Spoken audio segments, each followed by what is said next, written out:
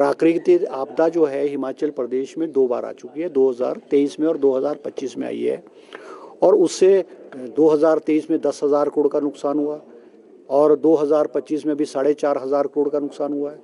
हमको जब हमारी चुनी हुई सरकार को कोई डिस्टेबलाइज करने की कोशिश करेगा तो निश्चित रूप से इन्वेस्टमेंट में भी उसका असर पड़ता है, चाहे वो इन टर्म्स ऑफ इंडस्ट्री है, चाहे in terms of tourism projects है, चाहे in terms of other infrastructure है। तो हमको डिस्टेबलाइज करने की कोशिश की। हमारे जो कांग्रेस के एमएलए उनको वो डिफेक्शन करा करके वोट लिया और सरकार को गिरने की कोशिश की, मगर मुख्यमंत्री सुखविंदर सिंह सुक्खू जी के नेतृत्व में हमने उस सरकार को बचाया। और हिमाचल प्रदेश की सरकार मैं कहूँ कि 2027 तक मजबूती है। हमारे कांग्रेस के विधायक मुख्यमंत्री के साथ जो है नेतृत्व में खड़े हैं, चट्टान की तरह खड़े हैं, और 2027 तक हम सरकार को करेंगे और 2027 में हिमाचल प्रदेश में हम दोबारा रिपीट करेंगे।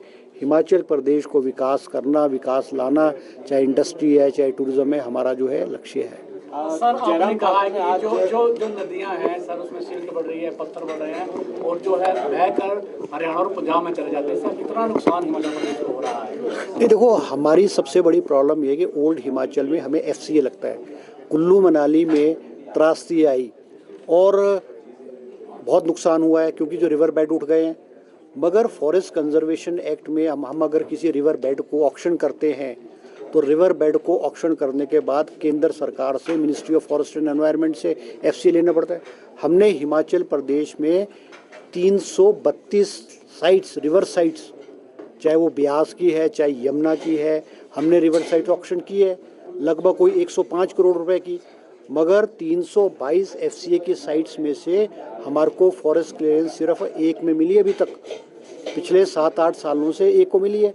अब नितिन गडकरी जी खुद कह रहे हैं कि जो रिवर बेड्स का जो लेवल है वो उठ गया है, उसमें से ड्रेजिंग करके पत्थर को निकालना पड़ेगा। मगर एफसीए जो है वो एक बहुत बड़ी हर्डल है। हम चाहते हैं केंद्र सरकार हमारे को जो नदी और नाले खालों में से ड्रेजिंग करने की अनुमति जो है, वन टाइम अनुमति हमको दे। अब आप ब्यास नदी जो है वो 4 जिलों से क्रॉस करती है, मंडी और कुल्लू में एफसीए लगता है और हमीरपुर और कांगड़ा में ब्यास नदी के किनारे से जो है एफसीए नहीं लगता है। तो ये दोहरा मापदंड है, इसको चेंज करने की और इसको लिबरल बनाने की जो है वो जरूरत है। अब हमारा 2022 में हमारा जो रेवेन्यू था वो 230 करोड़ रुपए होता था। हमने नई माइनिंग पॉलिसी ला करके हमने पिछले साल का हमारा जो माइनिंग का है वो 356 करोड़ रुपए पे आया है। हमने लगभग कोई 140 करोड़ रुपए जो है हमारा रेवेन्यू को इंक्रीज हुआ है। तो हमको अपनी पॉलिसीज़ को चेंज करना पड़ेगा, उसको लिबरलाइज करना पड़ेगा, आसान करना पड़ेगा हमको, ताकि हमारा रेवेन्यू भी बढ़े। सर, नेता